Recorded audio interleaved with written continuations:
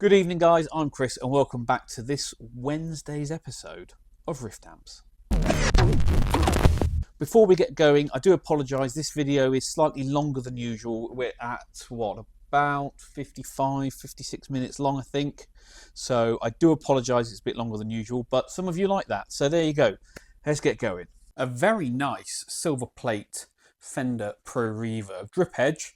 Now, for those that don't know, drip edge means that the baffle has got this aluminium frame all the way around. And these were generally found on the very first silver plate amps, along with one way you can tell is that the faceplate as well will have these black lines on them, which is a printing mistake until they got those later on. Anyway. What's this one in for? Well, it's come in for a couple of things. It's had in the past it is an export model, so it's got the voltage tap switch on it, but it's had both the power and the output transformer replaced at some point. I'm not sure why, but I think this originally was a European amp because it's got on the back, excuse me,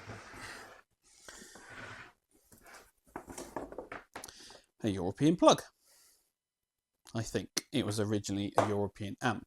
So the customer wants me to fit in a UK plug to this. That's fine, that's not a problem. I need to check the mains wiring, wire it for 240 volt as well. So that's that what we've got to do. Now it's currently running a 5U4 rectifier up in there. Here it is.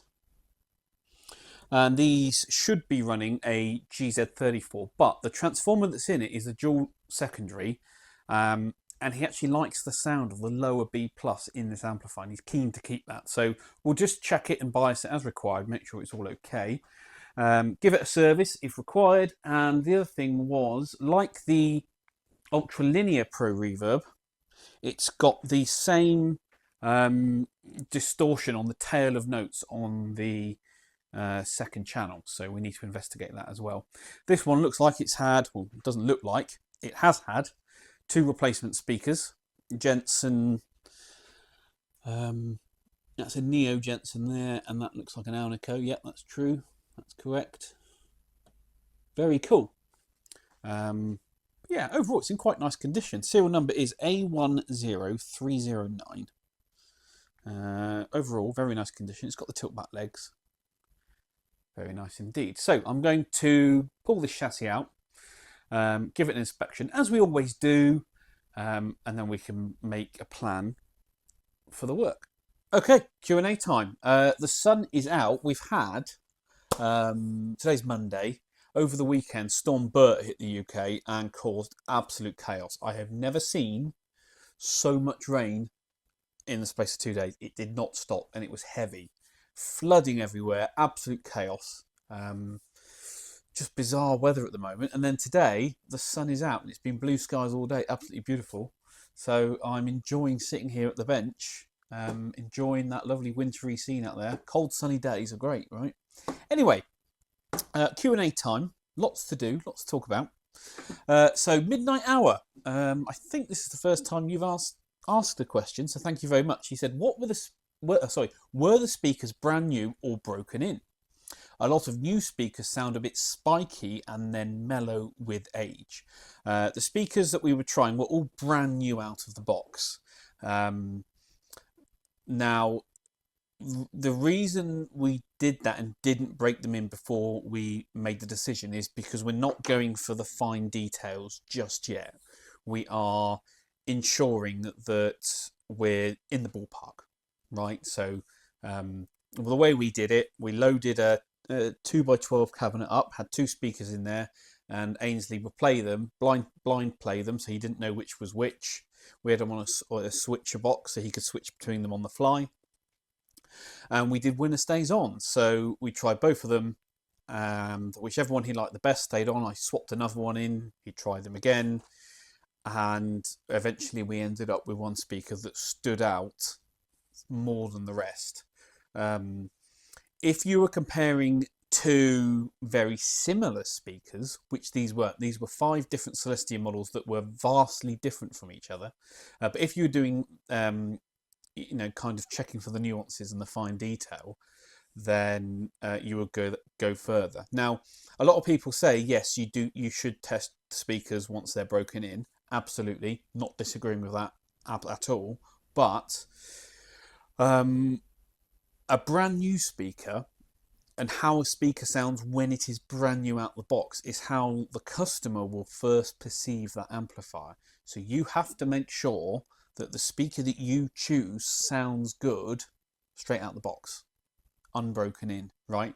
And it doesn't have anything weird things going on. So actually going through that process with brand new speakers is super important, because you might have a speaker that when it's broken in sounds great, sounds fantastic, but when it's brand new it might sound completely different, might have some strange thing or weird things going on that's really unpleasant. Now, you don't want that to be the customer's first impression of the amplifier.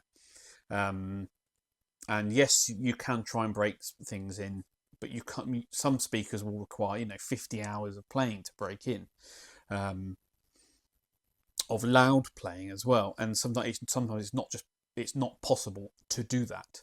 So having a speaker that sounds good straight out the box is pretty important, and then one that that remains sounding good and where you want it to be as it does break in. Which is why with the Ainsley listed signatures we always test with a brand new speaker and with a broken in one, just to make sure that it's doing exactly what we want. So yeah, great question. And a good point, but it is important, as I said, to always check speakers when they are brand new to make sure there's nothing strange going on. Right then, so pretty much standard browning around on the chassis around the valves where they get hot. Pretty standard. Replacement mains transformer. It's got the original choke, 45th week of 67. Replacement output transformer. Now this one's labelled 2020. This one's labelled 2020, and so is the doghouse labelled 2020. The reverb transformer, 12th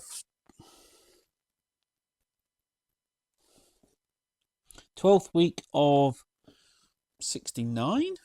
That might be a replacement then, sorry. 12th week of 69. That's odd. Interesting. So it's had, well, I assume it's had a cat job. Let's just pull the doghouse off. Check the standard of work. 1,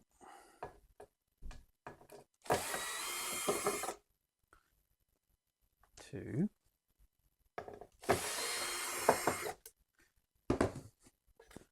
3, 4. Ready? Cool. These tab ones are made by F&Ts, so if you ever see these, and these are the ones I like to use, and I buy them in bulk, they are made by F&T, so that's a good thing. Does it look like the splitters have been replaced and those ones as well? It's a possibility. It is a possibility.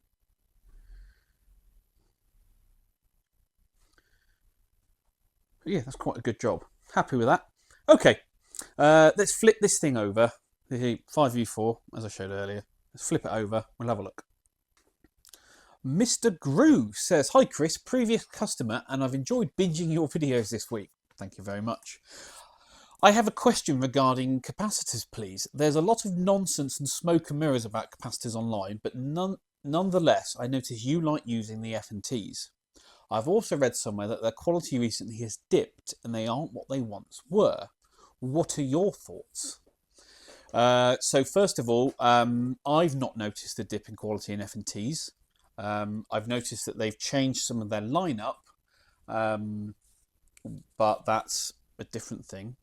Changing what you offer is not the same as dropping quality. I have to say I've never had a bad F&T. They're always bang on out the box, and they always perform as they always have done. So I don't know, So I can't. I haven't seen anything else online about the quality of F&Ts other than them being exceptional. So The Spragues, however, that's a different story. Then, without going down the rabbit hole of different brands, I'd love to hear your thoughts on Vichet ones, given that the Psionic guy seems to favour them over other brands in general. Thanks. Vichet, yeah, I mean, Vichet produce a very nice cap, so does Panasonic, so does F&T, so does All Cap, actually. There are some poor quality stuff out there, as there is in any industry. Whenever you've got an option, you're always going to have a premium option, a mid-range option, and a budget option. Now, and they're all valid, right? Now, if you use the budget option, you have to explain why and be open and honest and say, you know, this is a budget amplifier and it uses budget parts. Fine, not a problem. What you shouldn't say is, here's our really affordable amplifier and it uses the best parts in it, and then you open it up and it hasn't got the best parts in it. So there's that great story, isn't there, with about BMW cars, is that they always used the best things they ever could, the best parts. They always did things to the highest standard they could, and they charged appropriately, right? And that's absolutely fine. They never pretended to use good parts when they weren't, and they never pretended that their cars were affordable, because they were a premium brand, and that was the thing. And people can learn a lot from that, right? I see it in the pedal industry a lot. I see people saying, oh, we use these fancy bits and bobs and bulletproof bits and pieces, and then you look inside and they're not. Now, does that matter? Maybe, maybe not. If something's built for a 3-year shelf life, then, and it's priced accordingly, then that's fine. But if it's sold as a premium product, it should have premium parts in, and built to a premium standard. So yeah, I like Vichets. I use them sometimes. You've got to make sure that, so in an amplifier, it's a high heat, high humidity environment. So you've got to make sure that your caps are rated accordingly. So minimum 85 degrees, ideally 105s Celsius, but 85s are fine in certain places. And yeah, stuff like that. I think some of the orange drops, I can't remember which model it is because I don't use orange drops, but they do have 2 product lines that are almost identical, but the only difference is how they perform in high humidity conditions. So they're there for a very certain application, right? But yeah, that's it. Again, I'm not going down that rabbit hole as you asked, but if you use good quality parts and you use them well, it's always going to be fine. Okay, so inside, relatively clean. It's definitely had work done before, although I'm still trying to get my head around it, so bear with me. Looking at the main board, looks like most of the components are pretty old. It's got a mustard cap here, which obviously is not original. The electrolytics, I can't remember if these are original for this year or not, but they have not been done. Okay, this one's been done. It's still got a lot of the blue Astrons, which is a good thing. Oh, we're in the wrong camera mode there, sorry. But I'm just having a look through. Chassis is stamped. Can't quite read that one there. Anyway, this is where I'm a little bit baffled, right? First thing I see is, well, I've brought up the wiring for the transformer that's in here. And if we look, the heater winding is center tapped green and yellow. And here's your center tap, right? And that goes to ground. Uses that solder tag on that ground, right? Fine. Cool. But he's also got the artificial center tap resistors coming off the pilot light to ground there. But look at the size of them. They're meant to be half watts. They're 5 watters. What's going on there? Okay, fine. He's tied up. It's a multi-tap primary here. So he's tied up all of the... So we've got the green and black and black with yellow. So green and black is 230 volt, black with yellow is 220, red with black is 240, and that's the one that's wired up. So it is currently wired for 240 volts, even though it's got a European plug on it. Right, okay, fine. Rectifier socket winding. Now this transformer has got two high voltage secondaries. It's got the pair of reds there, and also tied up here is red with orange stripe. It might be difficult to see the orange stripe. There it is. Okay. So if we look at this one, the reds are 365 volts. So it's 365, 0, 365. So that's a 730 volt winding. My maths right there? Yeah. But the red and orange is a 335 each side. Okay, so you can hook up whichever you want to. I guess this is actually a combination of a 125P5 and a 125P7. So the two transformers that Fender used, and then you hook up whichever is correct. And it says down here, due to two separate high voltage windings, very versatile. The P7 winding, the lower voltage one, can also be used in conjunction with a tube rectifier, a 5U4, to generate a very low B plus of 400 volt. Okay, but he's not done that here. He's used a 5U4 with the high voltage winding. The reds with a 5U4. Very bizarre. So I'm not entirely sure what's going on here. I mean, what's wrong with heat shrink? Artificial centre tap or a grounded centre tap, one or the other, not both. These aren't twisted, so can cause noise. At least it's got a shield. This orange wire here is a shield, but again, we're using transformer bolts. At least it's locking hardware with Kep's nuts, so you know we can't mark him down fully for that. Can we see anything else? Got 1 ohm resistors on the cathodes there and there. But these haven't been done. And that's a 3N3. That mustard is a 3N3. Oh, that resistor's been done too. Okay, so I need to speak to the customer, find out what he wants me to do. I need to sort this out and do this as a proper job. So I'm not happy with that. Not happy with that one bit. And then I think we're going to be doing the rest of the electrolytics on the board. 1, 2, 3, 4, 5, 6. 3, 4, 5, 6. This hasn't got the one up here. No. Okay. And yeah, give it a good service. Very confusing. Very confusing indeed. So what else can I see? Is there anything else? Oh, look at that. That's about to come off. If I keep working that, that's going to break. That's no good. Okay. Whew. Oh. Yeah. Another amp that most of the issues in this will be because of poor workmanship previously. You know, and I spend a lot of my time just redoing work that should have been done right in the first place. But here we are. God, I'm shaky today. Okay. Time to call the customer.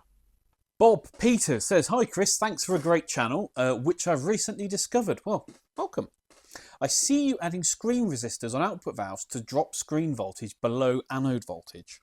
Question: do you prefer a minimal or greater voltage difference here, and why? Well, first of all, your screen voltage should always be lower than your anode voltage. Okay. As a minimum, it should be at least 1 volt lower. Ideally, you want to be in the 5. I mean, yeah. So 1 to 5 volts is great. 5 to 10 is okay. So the greater the difference between your anode and screen voltage, the lower output you're going to get. to use a car analogy, the screen is so the anode or the plate is the engine of the car, and the screen is the gearbox. And the depending on the ratio of your gearbox, you're going to get more top speed out of the car, right? So you could have the most powerful engine in the car, but if you're not geared to use it, you're not going to hit that top speed. Same with a valve, right? So you've got to make sure your screen voltage is lower, but by an appropriate amount to the output valve. Now, we're always trying to squeeze as much power out of these things as possible. So again, being in the 1 to 5 volts at idle, lower than the anode, is perfect. The main reason that I add screen droppers is not to drop the voltage down, although it is helpful to do that, and that's a quick and easy way to do it. It's mainly to protect the screen from over dissipation when the valve is overdriven. Most output valve failures will be because the screen grid has over dissipated and burnt itself up. So if you, and when a valve is overdriving, it's going to be drawing quite a lot of current into the screen. And, you know, on that, on an old 6v6, for example, the anode is rated at 12 watts maximum. The screen is rated at 2. Now it's very easy to go over that 2 watts, right? So adding a screen dropper drops the voltage ever so slightly. A screen stopper drops the voltage ever so slightly. The main thing it does is when the valve is overdriving, it's limiting the current to the screen, and you do get a drop. And I'll show you one day how that works. But so the main reason I'm trying to protect the screen from cooking itself, but the upside of that is you also bring the screen voltage below the anode. If it's the other way round, it causes all sorts of problems. You can destroy a valve very, very quickly. I remember there are some amps where the screens are 10, 12, 15 volts higher than the plates, and the valves don't last very long in those at all. So, but yeah, to answer your question, do I prefer minimum or greater voltage difference here? I always like to be a couple of volts lower. That means you're getting the most amount of power out of the valve while still running it safely, because as you know, I always bias for power and clarity.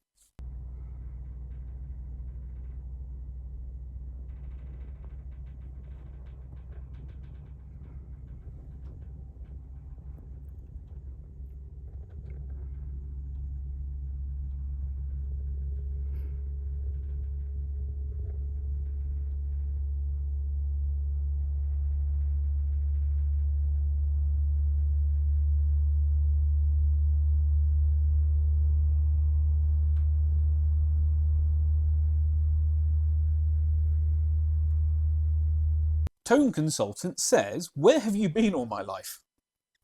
I love nerdy tech like this, but don't have the tech knowledge to understand. Because of that, I ended up doing luthier work. Well, do you know what? I tried luthier work and I was terrible at it. Electronics was my thing. I wish I could do luthier work. I wish I had the patience and the understanding, but I just don't. So I leave that to cleverer people than me. So you think this stuff is cleverer than luthier work. I think luthier work often is cleverer than this stuff. So there you go. With that said, however, this channel is something I can follow and understand. Well, thank you. And that's the whole point of this channel. I often say it's not a tech channel. It's a show and tell, a workshop diary of what I get up to in the workshop. Now, there's always going to be some tech stuff going on. It's the nature of the work, but I always try and keep the jargon very simple. You know, I keep the mathematics very simple with the biasing and stuff, and always explain what I'm doing in a very simple, easy to follow way. So it doesn't put off the casual viewer. Okay, and I think, Mr. Tone Consultant, you are a prime example of that. And so what I'm doing is working. I have to say, over the years of all the tech books I've read, watching this actually made some of those dendrites connect. Perfect. Thank you. Maybe I will build an amp down the road. Good times. I've just subscribed. Well, I couldn't be any more grateful. Glad to know the channel's working. Glad to know that you're getting something out of it. I know a lot of the viewers do. the channel is growing now. It's growing at quite a good rate. I'm now, in the last month, I've pretty much doubled my viewer count and my views, which is just fantastic. So thank you all, to everyone who tunes in. You know I appreciate it. I'm just trying to show you what I get up to, and you all seem to enjoy it. And long may it continue. Unfortunately, there's always one, isn't there? Dun Boozing says, the guy with the Cornford is deaf. Thanks for your comment. Bit of an update. Just finished drilling, punching and enlarging the next Ainsley Lister build. So I just need to give that chassis a good clean up, then I can start populating that. This is the Cornford Hurricane in a Princeton Reverb chassis build, the one that I was telling you about the other day. That's what the Hammond was for. So that's now all in. So I'm going to get that built at some point. It's going to be a project over Christmas, but whilst I was doing chassis work, I figured I'd just get this one done. Very happy with that. So that's going to go on the shelf and wait for me to find some time. But this thing here is a Modulus kit. It's a high watt custom 50 style kit that one of my customers is building as his own project. It's really cool. And he's got to a certain point where he's got bits mounted in the chassis, and he started doing wiring, and he's following. You get a nice layout diagram that he's printed off on A3 and laminated with detail sections as well. Board layout. So what he's done, he's got to this point here where the next stage for him is to drop this board into the chassis. I assume it mounts on these standoffs here. Like that. Where's the layout diagram gone? Yeah, it does. Yeah, it mounts along here. There's the... like so. So it's going to sit like that in the chassis. But he wants to make sure that all the wiring he's done so far is good and correct, and he's not missing anything, or he's not put something to the wrong place. So he's asked if I would kindly go through it with him and double check his work. He's paying me an hour's labour to do so, just before he moves on to the next step where it does start to get even more complicated. So that's what I'm doing.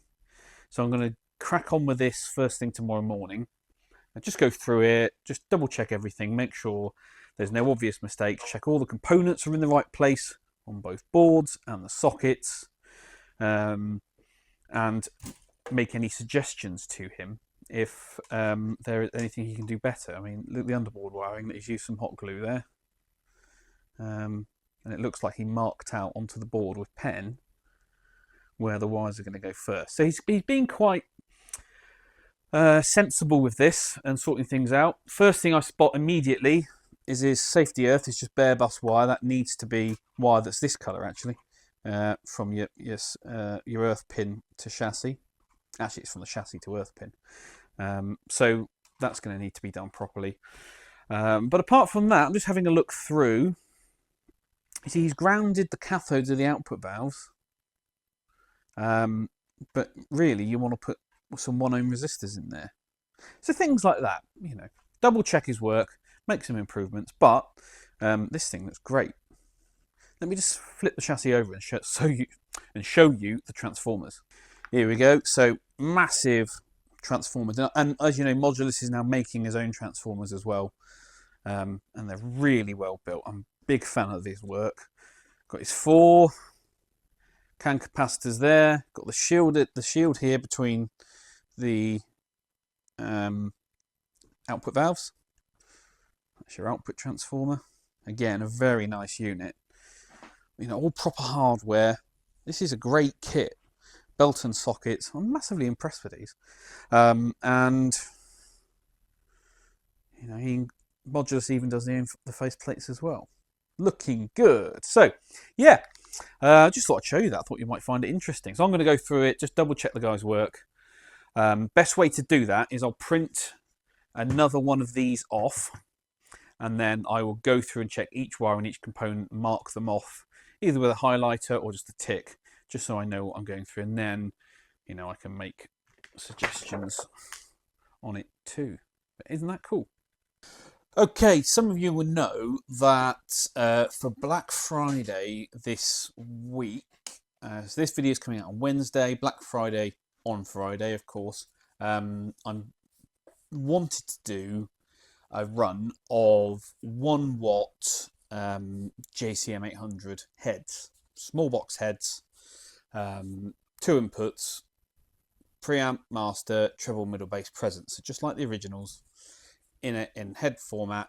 And I worked out the pricing, and providing I get at least 3 orders, we can do this thing, right? So it's gonna go up on sale Friday the 29th at 9 AM UK time. The sale window will then run all the way through until Cyber Monday, which is Monday the 2nd of December, until 9 o'clock at night UK time. That's when it will close. Now, however many orders I get for this amplifier in that time period is how many I'm going to build. So they're not limited by number, they're limited by time.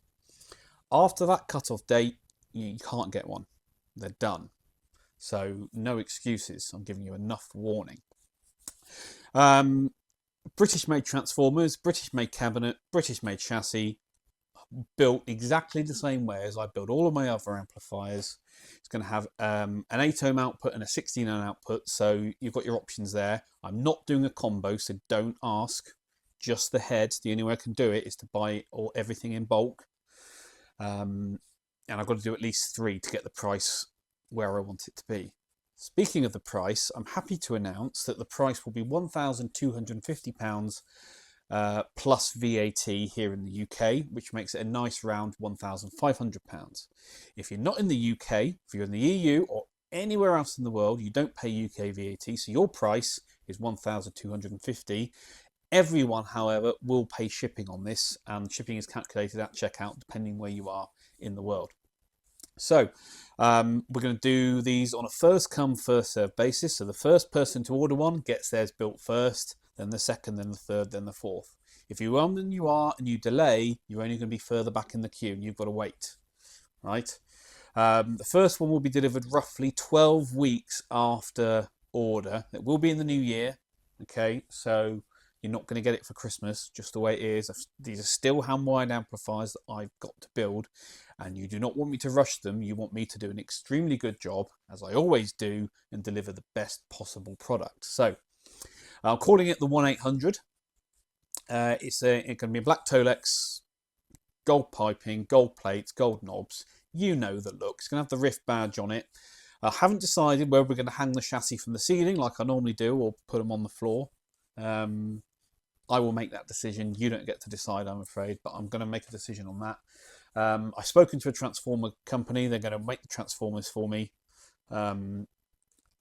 which is fantastic news because I've got exactly the spec I want. Now, someone asked, is it going to be a single-ended amplifier? No, it's not. It is going to be a push-pull amplifier using miniature valves to achieve that. I'm really excited by this. So, consider this the unofficial official announcement. The 1-800 1 watt head is going on sale Black Friday at 9 AM. First come, first served. Now, as with all limited run stuff, I don't do the 50-50 on it. You've got to pay the full amount up front, and these are non-cancelable. So make sure that if you're going to order one, you are fully committed, because once you've ordered it, you're having it.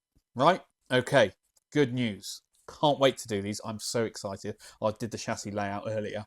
It's going to be great. Here we go then. I did say we have one of these coming in. This is another Cornford. It is the Ritchie Kotzen or Kotzen, never remember, RK100. And for those that are regular viewers of the channel will know that I'm doing a 50 watt version of this for Ed, one of my good customers. So I was keen to get this one in, just so I can do some comparison to things. Now, like the other Cornford that I showed you on Sunday's video, The customer complaint on this one is of low output. 2 Cornfords in at the moment, both with low output. Very strange. Now, when the customer dropped this in this morning, I did quickly put it on the bench in front of him, and guess what? It's doing full output. The output sine wave wasn't great. It did look quite strange, but you know, we got 100 watts out of it, and he said it definitely didn't do that at home. So he's going to check his cabs and his cables and things, but he does want me to go through it anyway. He's recently replaced all of the 6L6s, all 4 of them, and he biased it himself, but he wants me to check that. He wants me to go through it, make sure there's nothing obvious that stands out, and just give it a general good bill of health, which is what I'm going to do. Now, he says the amp's never performed properly since he bought it secondhand, so he's never heard it at full volume until today when I got it going on the bench, running fine. So yeah, very interesting. Now, as I said in Sunday's video with the other one, was it the Roadhouse? Yeah, the Roadhouse 50. If the customer's complaining about low output, then you have to take that seriously, even if you can't find an issue yourself. So we'll go through it, make sure it's all okay. But I'm already laughing because I can see the size of that mains transformer is monstrous. Once I get the chassis out, I'll show you. But it's going to be really interesting to go through this. Let's get it apart and have a look. Right, I've just thought we'd try this different camera angle. So, yeah.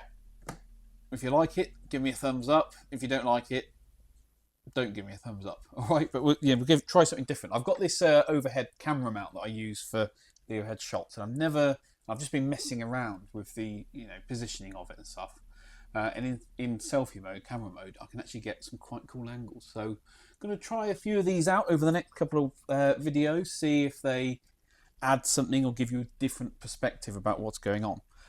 So I had a question from Krista Calamo, who said, "Hi Chris, love the channel. Question, I've got a nice pair of 6L6 GCs and planning on building a push-pull bass amp. Any suggestions on a circuit, simple and easy to build? I'm not an experienced builder, done a couple of single-ended guitar amps. And I'm very pleased with the fact that you've got your first snow the same day as here, but you got more of it. Yeah, we didn't actually get a lot, and it melted very quickly, but we did get some. Greetings from Sweden." Well, thank you very much for your comments, Krista. What would I build? A nice pair of 6L6's push-pull bass amp. The answer is obvious, a single-channel bassman, I would have thought. Nice little 50-watt bass amp would be lovely, I think. Why not? People have done it before. There's layouts and schematics online. You could quite easily do that, and they're quite easy to revoice, so you can make tonal changes in the future to dial it in to exactly where you want it to be. And I think that's a good thing to do. And if you built some single-ended amps before, a single-channel bassman, it's not far off. I mean, it's only a couple of extra valves and a bit more wires, and with proper planning, I can't find the end of this tape here, you could definitely find something. You definitely won't find it too taxing, but as always, standard rules apply. Be careful of high voltage, plan everything properly, measure twice, cut once, etc, etc, etc, and you should end up with a really nice amp. Alternatively, you could go the other way and you could do a bass version of something like a JTM 45 with 6L6s. That would be a really cool thing to do. Why not? That would be quite cool. But yeah, I would do a black panel single channel bassman to start. You'll get 50 watts out of it, 45, 50 watts, and make some cool things, get some cool noises.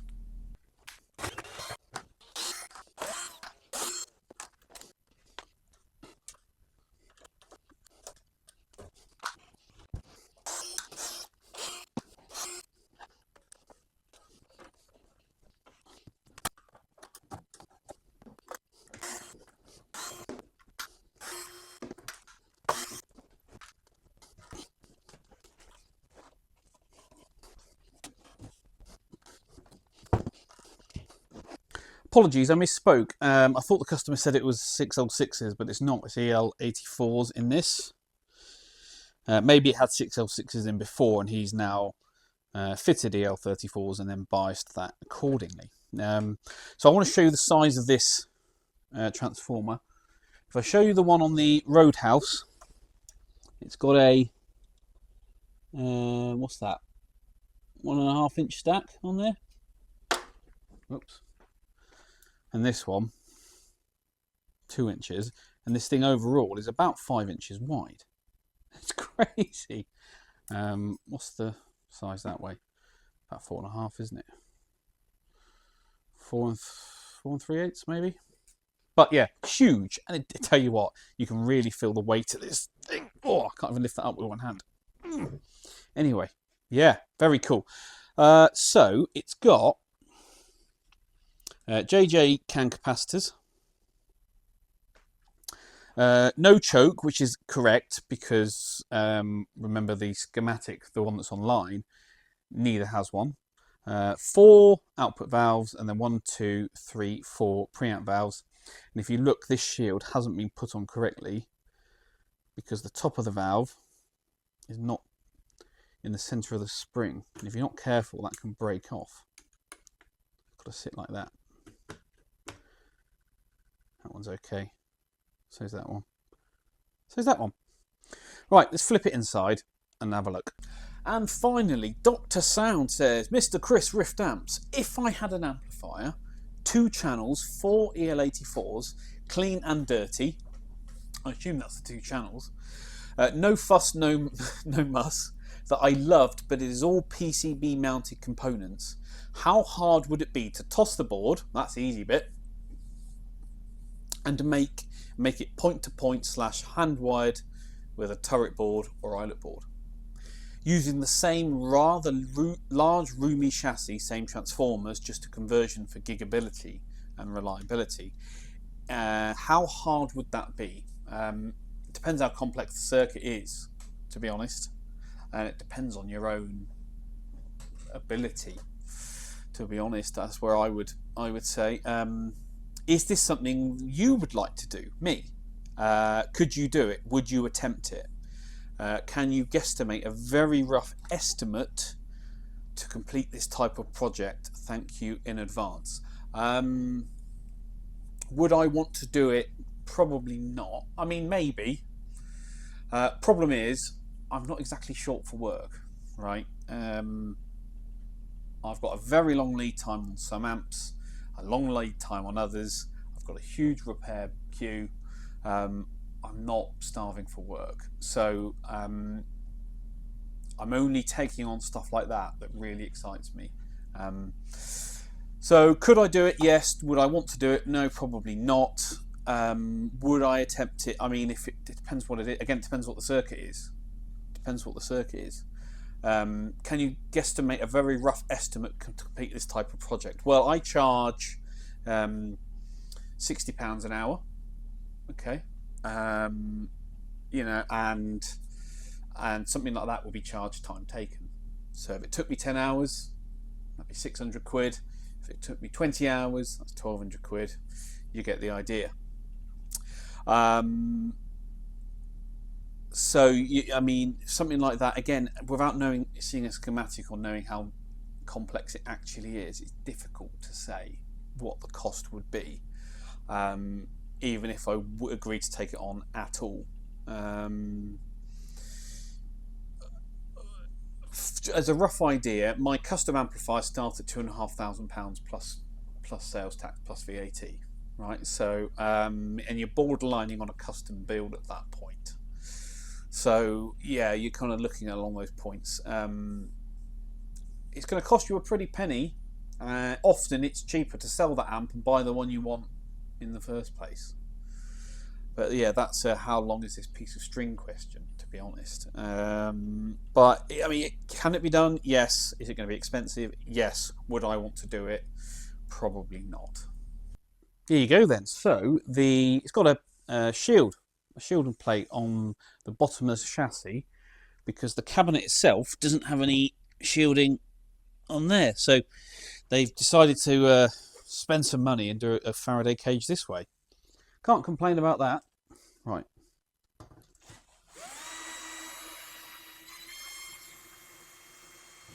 One.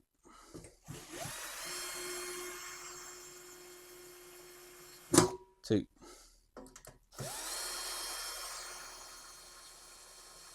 Three.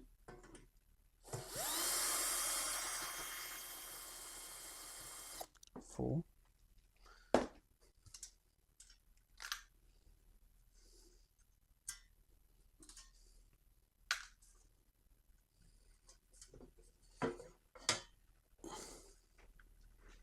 And there she is.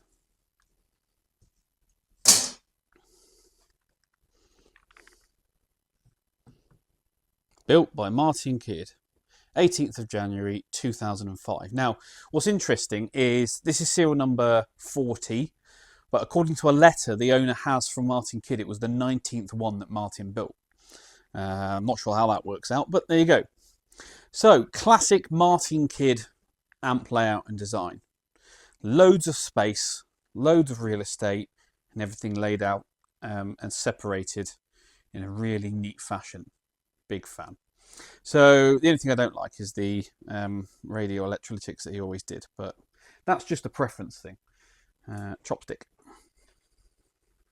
So your output valves along the back, 1, 2, 3, 4. It's got fuses on the back with LEDs as well, so you know when a valve's failed or a pair of valves has failed. That's a cool idea. Pre-out board here. Output board here, I guess. Filter stack here. Your high voltage switches, bits and pieces. Mains input at the back with a properly covered up IEC socket. So no expense spared on these, and that's arguably a really good thing. You know, they're definitely not underbuilt, are they? So yeah, very cool. I thought you'd all like to see inside. I will get it on the bench in the next episode and show you the output sine wave, because there is some really weird things going on. But and it certainly doesn't look like the output sine wave from the 50 watter that I'm building. So we've got to investigate what's going on there.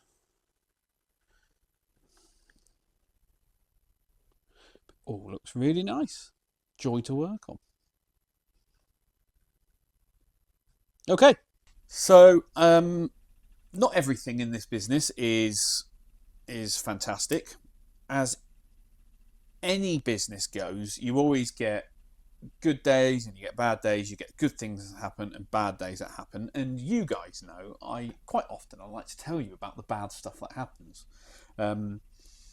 Most of the time because it makes me laugh, or you know, I'm trying to pre-warn other businesses about, you know, things that are going on, or just to show what, you know, life is really like when you do this job.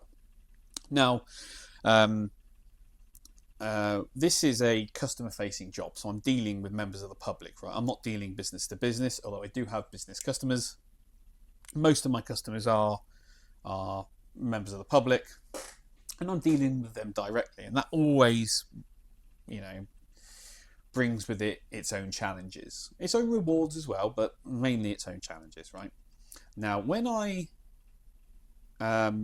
sell an amplifier, often the customer is quite excited by it, and when you ship an amplifier, quite often when they receive it, you know, they'll email you and say, it's arrived safely, I love it, it's great, it's fantastic, I'm having a really good time. You know, on a very, very rare occasion, of those customers who get back in touch with you, it will be because there's an issue or a problem. It might be, you know, it got damaged in transit, or the amplifier doesn't quite sound the way they wanted it to, and would I, you know, can we tweak it and adjust it? You know, stuff like that. You know, regular. It's all part of the, you know, all part of the course. It's just part of running a business and dealing with customers, and that's fine. Don't mind that. A lot of the time, however, you don't hear anything. Customers receive their amplifiers, but you never hear from them. They just, you know, they've got the thing they wanted.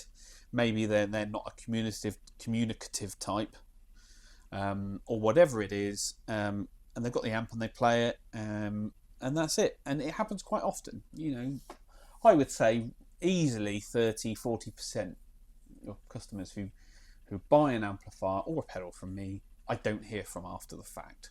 It's just the way it is, right? Anyway, I've had something happen last week, and I'm still waiting for a reply at the moment. But I wanted to tell you because I think I'm being scammed, but I don't know yet. It's just bizarre. It's really bizarre. Anyway, a customer ordered 2 amplifiers from me, a guy in the States, and we built and shipped these amplifiers April 2023, which was last year. But if you think about it, it's now 19 months ago, right? And I packed these amplifiers up myself. I remember them being collected. Now, you always remember each customer for various reasons. It might be, you know, a unique amplifier they've ordered. It might be their name. It might be their location. Whatever it is, there's always something that makes each customer stand out. Well, this guy ordered 2 amps, and he's in America, and his name is, well, I guess it's quite a common name in America, but here in the UK, it's not a common name, and that's why I know this. I remember these bills, and I remember this customer. So I got an email last week from him who said, and it said, any idea where my amplifiers are? It's been quite a long time. And I emailed him back and said, I'm very surprised to get this email, because these amplifiers were delivered and signed for, you know, 19 months ago, right? They were delivered to your address. Now, make of that what you will. Now, let's give him the benefit of the doubt. Maybe he doesn't have the amplifiers right, but isn't it weird or bizarre that if you've paid for amplifiers in full, you were expecting them around a certain date, why would you then wait a further, almost 2 years, or just over a year and a half, 19 months, right? Before chasing progress on them? What is that about? That doesn't add up to me. That's weird. That's strange. Now, I know he's got the amplifiers, or I know they've delivered. I've got proof of that. So I don't know what he's playing at. I don't know what he's trying. But that's very bizarre. Very bizarre indeed. So yeah, let me know what you think about that down below. When I hear something, I will update you, of course, to let you know what's going on. But yeah, isn't that strange? Isn't that strange? So we'll see how it goes. Well, that's it then, guys. Thank you very much for watching once again. As always, please give this video a thumbs up. All your comments and questions down below. Subscribe if you haven't already. Hit the notification bell. If you're feeling super generous, why not join the channel? And I will catch you all at the next one.